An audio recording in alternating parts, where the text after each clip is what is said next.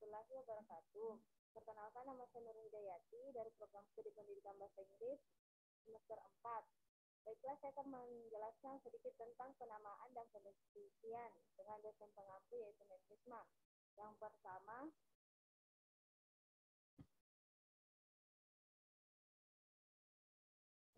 definisi penamaan. Penamaan atau pemberian nama adalah soal konvensi atau perjanjian belaka di antara sesama anggota satu masyarakat bahasa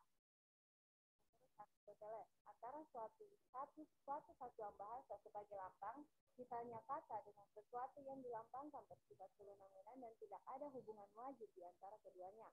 Jika sebuah nama sama dengan lambang untuk sesuatu yang dilambangkan, berarti pemberian nama itu pun bersifat arbiter, tidak ada hubungan wajib sama sekali.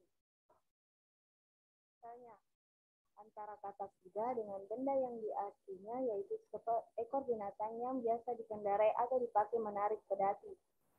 Tidak bisa dijelaskan sama sekali. Lagi pula andai kata ada hubungan antara lambang dengan yang dilambangkannya itu, tentu orang Jawa tidak akan menyebutnya jaran, orang Inggris tidak akan menyebutnya horse, dan orang Belanda tidak akan menyebutnya park. Tentu mereka semuanya menyebutkannya juga kuda, sama dengan orang Indonesia. Walaupun demikian, secara kontemporer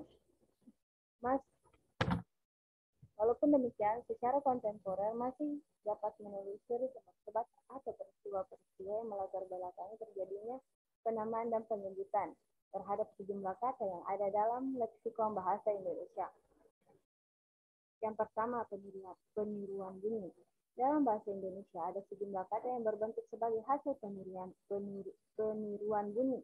Maksudnya, nama-nama benda atau hal tersebut dibentuk berdasarkan bunyi dari benda tersebut atau suara yang ditimbulkan oleh benda tersebut.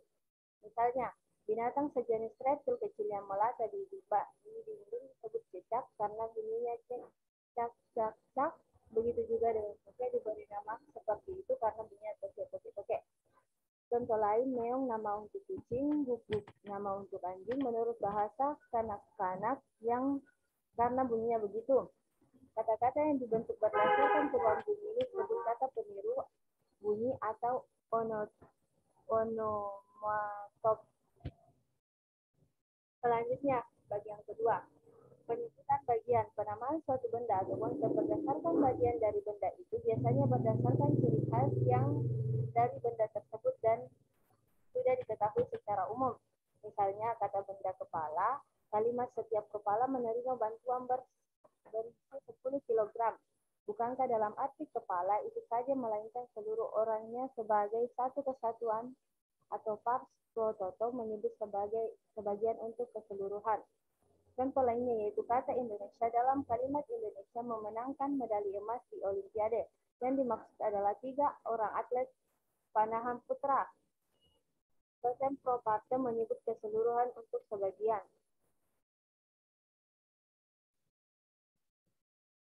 Selanjutnya, penyebutan sifat khas. Penyebutan sifat khas adalah penamaan suatu benda berdasarkan sifat yang khas yang ada pada benda itu yang hampir sama dengan pars pro toto. Gejala ini merupakan peristiwa semantik karena dalam peristiwa ini terjadi transposisi makna dan pemaknaan, yakni perubahan dari kata sifat menjadi kata benda. Di sini terjadi perkembangan yaitu berupa ciri makna yang disebut dengan kata sifat itu mendesak kata bendanya karena sifat yang amat menonjol itu, sehingga akhirnya kata sifat itulah yang menjadi nama bendanya. Umpamanya, orang yang sangat kikir, Latin disebut si kikir, kata si bakil atau si bahil. Yang kulitnya hitam disebut si hitam, dan yang kepalanya botak disebut si botak. Di dalam dunia politik dulu ada istilah golongan kanan dan golongan kiri. Maksudnya golongan kanan untuk menyebut golongan agama dan golongan kiri untuk menyebut golongan komunis.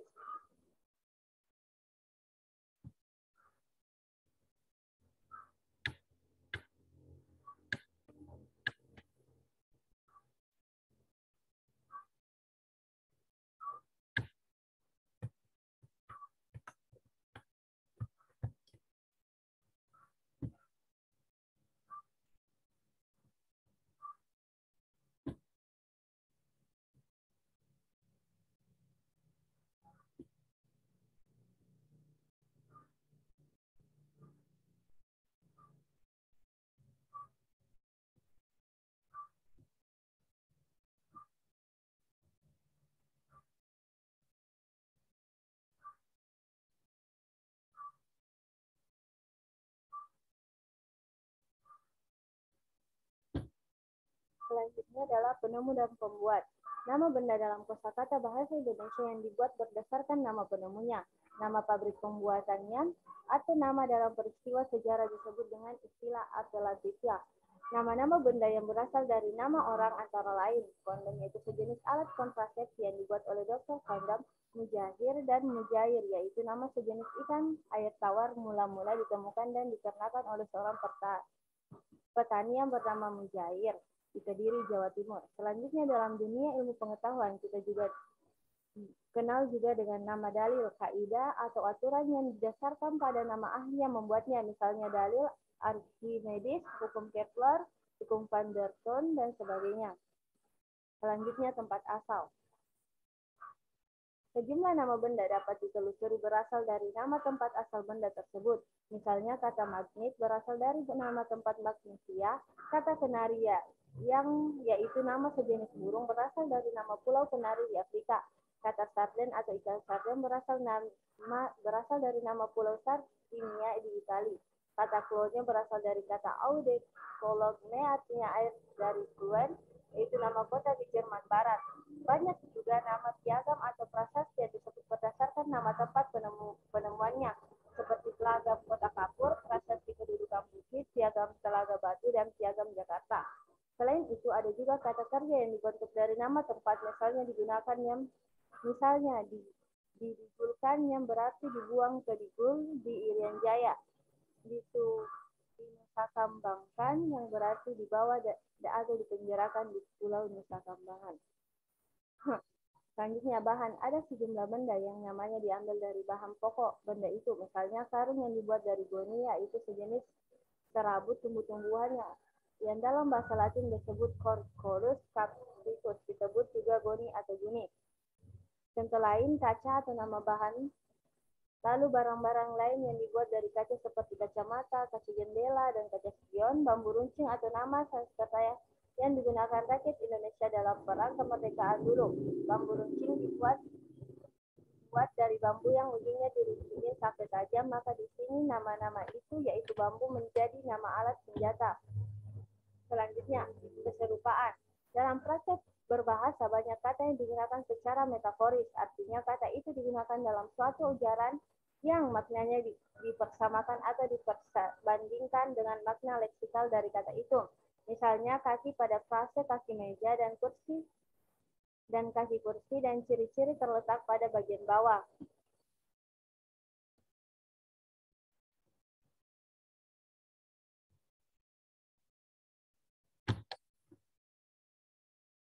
Selanjutnya, pemendekan. Penamaan yang didasarkan dari hasil penggabungan unsur-unsur huruf dan beberapa suku kata yang digabungkan menjadi satu.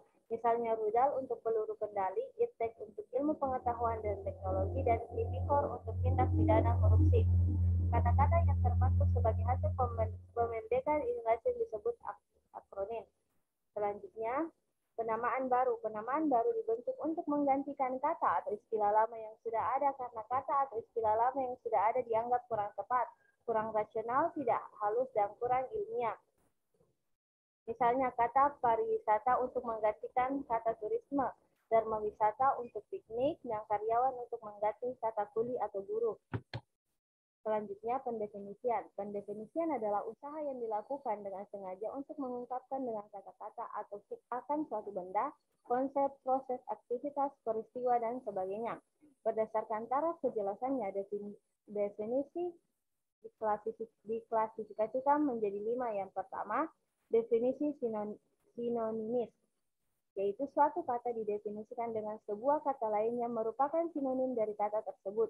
Contoh kata ayah didefinisikan dengan kata bapak, ketidakjelasan definisinya adalah karena definisi yang diberikan bersifat berputar balik atau circum of meaning.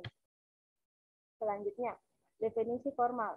Dalam definisi formal ini, konsep atau ide yang didefinisikan itu disebutkan terlebih dahulu sebuah ciri umumnya.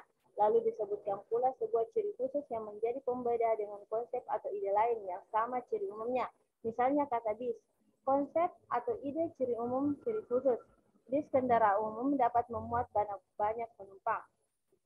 Yang ketiga, definisi logis. Definisi logis mengidentifikasi secara tegas objek, ide, atau konsep yang didefinisikan itu sedemikian rupa, sehingga objek tersebut berbeda secara nyata dengan objek-objek lain. Definisi logis ini biasa terdapat dalam buku-buku pelajaran dan karena itu sifatnya agak ilmiah. Selanjutnya, definisi ensiklopedis. Definisi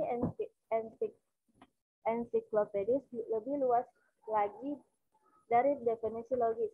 Sebab definisi ensiklopedis ini menerangkan secara lengkap dan jelas serta cermat akan segala sesuatu yang berkenaan dengan kata atau konsep yang didefinisikan. Contoh, air adalah persenyawaan hidrogen dan oksigen terdapat dari mana-mana dan dapat berwujud. 1 gas seperti uap air, 2 cairan seperti air yang sehari-hari dijumpai, 3 padat seperti es dan salju. Air merupakan zat yang baik sekali dan paling murah terdapat di alam dan dalam keadaan yang murni. Yang kelima, definisi batasan atau definisi operasional. Jenis definisi lain banyak dibuat dan digunakan orang adalah definisi yang sifatnya membatasi, atau di sini kita sebut dengan definisi batasan. Definisi ini dibuat orang untuk membatasi konsep-konsep yang akan dikemukakan dalam suatu tulisan atau pembicaraan. Oleh karena itu, sering kita sebut definisi operasional. Definisi ini hanya digunakan untuk keperluan tertentu terbatas pada suatu topik pembicaraan. Contohnya, yang dimaksud dengan air dalam tulisan ini adalah zat cair yang merupakan kebutuhan hidup manusia sehari-hari, seperti untuk makan, untuk minum, mandi, dan cuci.